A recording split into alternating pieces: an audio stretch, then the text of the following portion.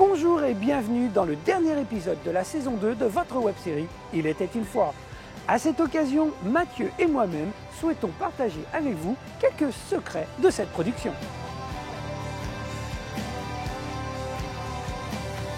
Commençons par rajouter des informations sur les épisodes diffusés cette année. Par exemple, quand j'ai mentionné la caméra multiplan, j'aurais pu préciser que le premier court-métrage en 1937 à utiliser cette caméra s'appelait The Old Mill, le vieux moulin, qui est le sujet de ce point de restauration ici à Fantasyland.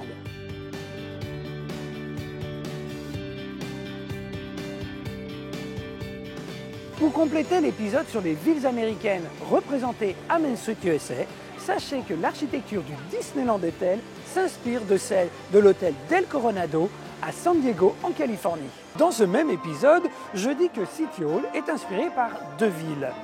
Je cite Philadelphie en Pennsylvanie pour l'intérieur, mais pour l'extérieur, City Hall a l'originalité de représenter deux villes. Son extérieur est une référence au Western Union Telegraph Building et son clocher si significatif. J'ai oublié de dire que le fameux gratte-ciel est dans la ville de New York. Tous ceux qui me connaissent pourront vous le dire, je ne suis pas bon en maths, et en voici la preuve. J'aimerais d'ailleurs vous présenter le rétro-futur de notre Discoveryland. Discovery Bay, tel qu'il a été imaginé en 1974. On y retrouve le Nautilus, le dirigeable Hyperion et le train à vapeur, mais aménagés et mis en scène de façon différente. Donc, par rapport à ce qui a été construit plus de 20 ans plus tard, ce dessin est un rétro-futur, une vision de ce qui aurait pu être, mais finalement a été construit différemment. Si le dessin date de 1974 et que Disneyland Paris a ouvert en 1992, ça ne fait pas plus de 20 ans, mais presque 20 ans. Cette fois, le compte est bon. Cette année, nous avons abordé le sujet des hôtels Disney. Savez-vous quel est le point commun des deux hôtels que nous avons visités? L'hôtel Cheyenne et le Newport Bay Club ont été dessinés par le même architecte, Robert Stern, dont on retrouve la caricature sur cette affiche géante à l'hôtel Cheyenne. L'ironie a voulu que quand nous avons tourné l'épisode du Newport Bay Club, alors que je parlais de saison estivale en bord de mer, dehors, il neigeait.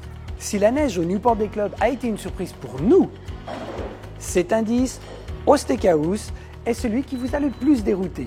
Comme quoi, les décors de Disneyland Paris sont si riches et détaillés qu'ils peuvent toujours nous surprendre. Comme je vous l'ai dit l'année dernière, cette web-série a eu un pilote il y a 10 ans. Pour vous donner une idée de ce à quoi il ressemblait, voici la séquence sur Autopia que j'avais enregistrée à l'époque.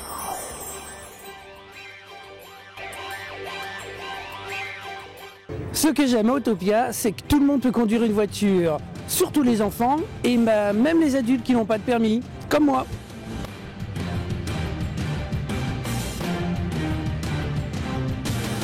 C'était un autre concept, alors merci d'être indulgent. Une petite pensée pour Olivier, qui était mon Mathieu à cette époque. Mais pour cette saison, je tiens à remercier toutes les équipes des attractions, des restaurants et des boutiques pour leur accueil. Sans oublier Rebecca, Yves, Diego, Dawn, Clément, Irma et bien sûr Mathieu, sans qui rien ne serait possible.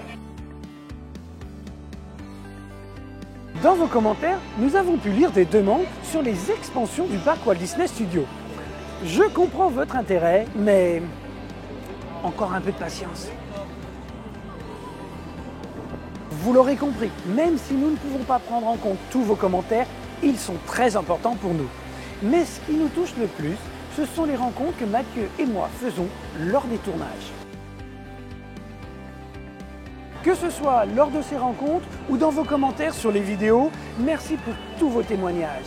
Mathieu et moi-même espérons que cette web-série continuera d'être un moment de partage l'année prochaine. On ne va pas se quitter sans le traditionnel indice de Mathieu. Voici où nous conduira le premier épisode de la saison 3. Merci pour votre fidélité et à bientôt.